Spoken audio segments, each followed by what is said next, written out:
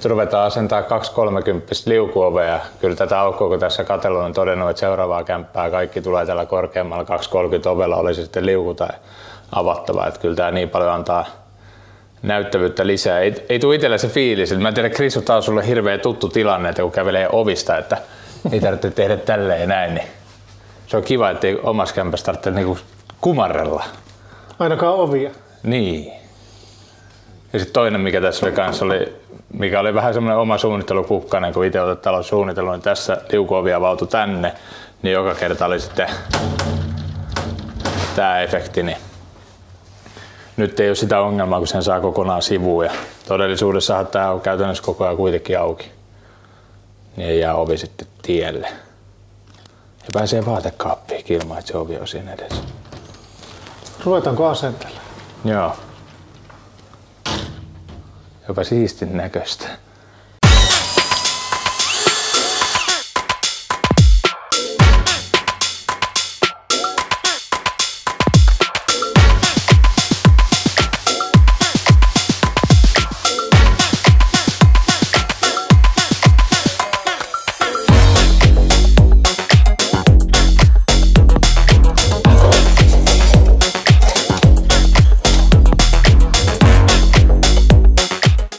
Niin, noi levytystuet ja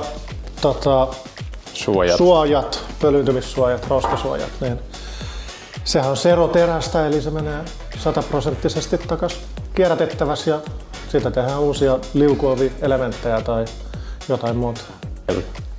Ja metallikierrätys ei maksa mitään, kun viette sorttiasemalle sekajätteenä. Tää maksaisi.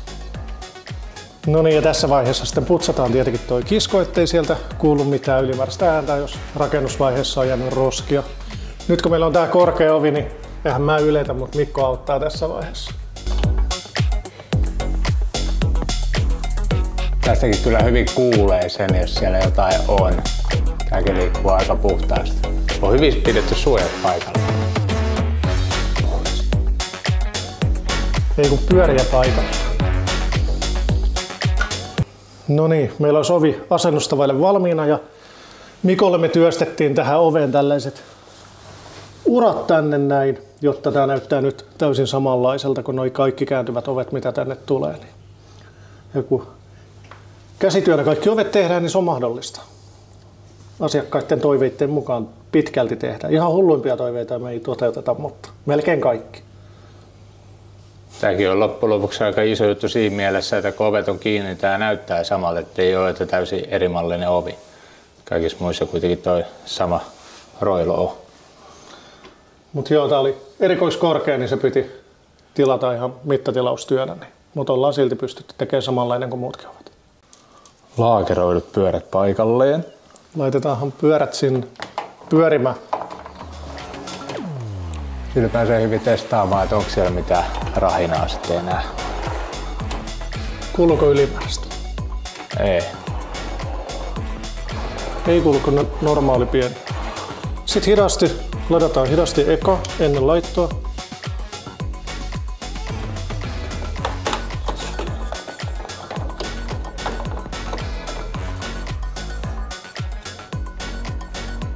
Noin. Ne on siellä ja sitten ovi siihen roikkumaan. Testataan, että ovi liukuu sen jälkeen. Se on siellä. Noin. Siinä on sulle avain. Voit pikkusen nostaa ylöspäin tämän lukit.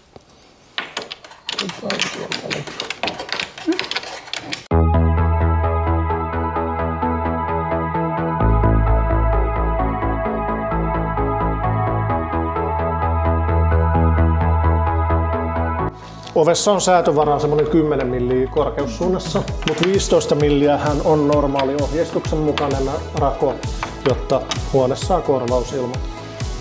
No niin, meillä on ovi paikoillaan nyt, niin ensimmäisen kerran kun se laitetaan tuonne taskuun, niin laitetaan tosi hitaasti ja ollaan itse hiljaa, niin kuullaan, jos siellä on jotain ylimääräistä tai vahingossa käytetty liian pitkiä ruuveja tai roskia jäänyt sinne.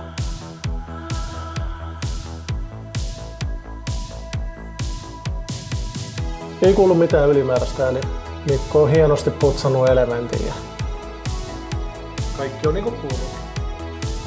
Nyt sit putsataan nämä reunat silleen, että saadaan toi smyykilistä tähän nätisti. Kaikki maalijäämät ja kipsit sit siitä reunasta pois. Muuten jää smyykilistä kierroon.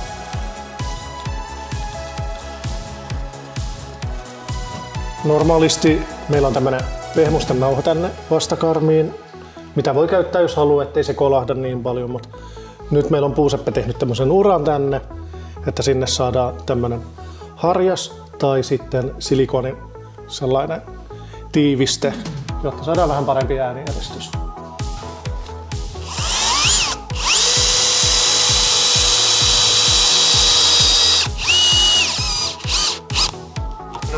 Meillä on nyt lukko paikoillaan ja riippuen siitä mihin korkeuteen mulla on ovi säädetty, niin viimeisenä laitetaan tää lukon vastakappale tänne vastakarmiin ja katsotaan sitä lukon korkeuden mukaan, että se osuu.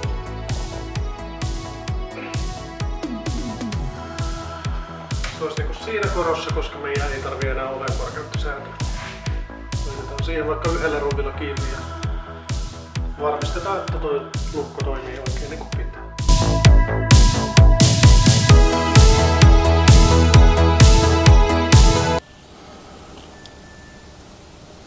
Sulla on sama pyykkikone kuin mulla.